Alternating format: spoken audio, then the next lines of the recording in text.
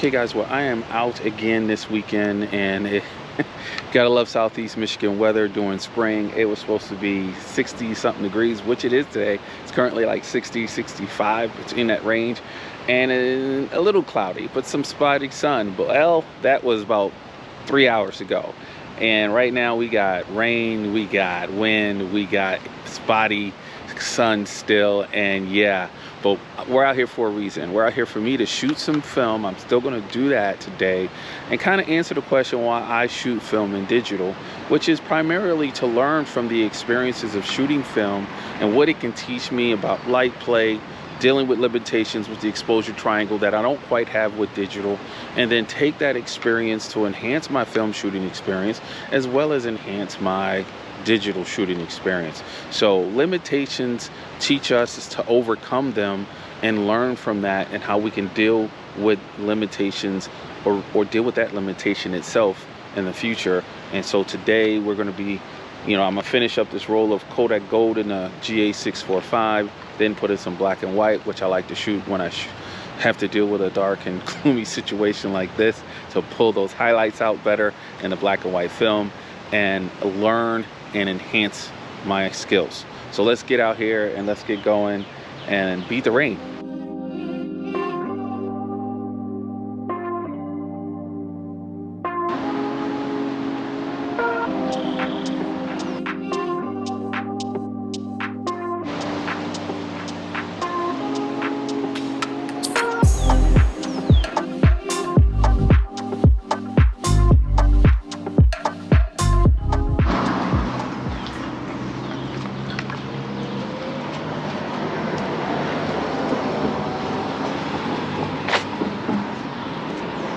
So as I walk around and look at what am I want to shoot with black and white in here now, and I have Cinestill XX in here now, and I believe that's a 250 ISO, so I get a little bit more light than the 200 I had, and it can deal with the highlights a little better in this nice gloomy day, hopefully. And I'm going to look for contrast. That's what I want to see. I want to see how I shoot contrasty light, contrasty darks and shadows with this film, to kind of give me an idea of what I should be looking for when I'm shooting digital and either can't rely on the LCD screen to show me what the image is going to look like, or even don't want to rely on it, want to just go off of my experience, knowing that I'm pretty close depending on the shooting situation that I'm dealing with at the time. So we're going to go ahead and take some shots. I like this one right here with the reflection of the shop sign in the glass. I'm going to bend down a little here, turn this, and take a shot of myself. And then we're going to keep it going.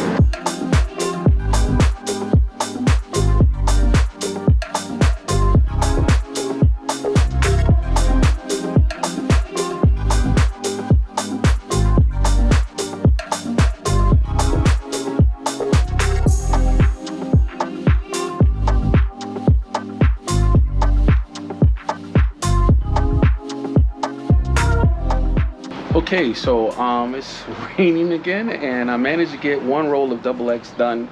Hopefully you guys like those images you just saw and saw what I was trying to do with the lighting situation I'm dealing with and the environment I've put myself in here.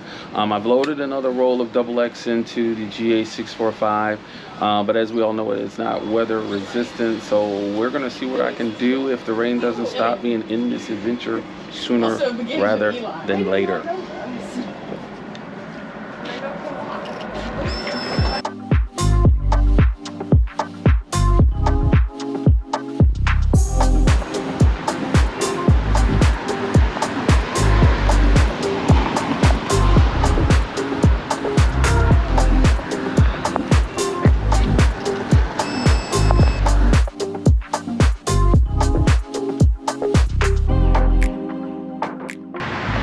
So as you can see on this path that I'm on, I've changed my location. I'm at a park near obviously the expressway right here. But I like the park for what it has. A simple park, but it has a lot of bridges over the waterway. And it also has a lot of ducks and swans and things like that, where I can hopefully get some contrast with the lens and the film, shooting the different birds depending on how close I can get.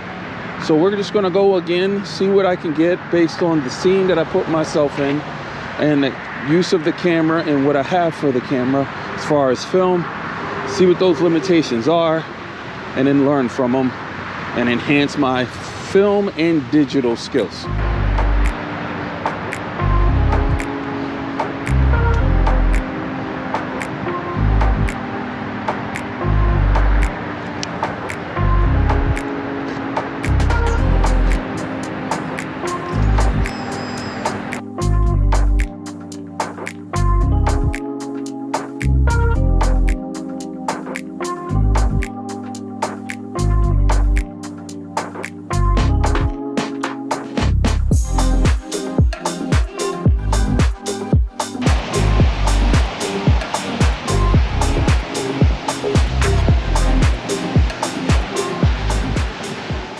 So I really want to go ahead and go over real quickly my final thoughts on how things went.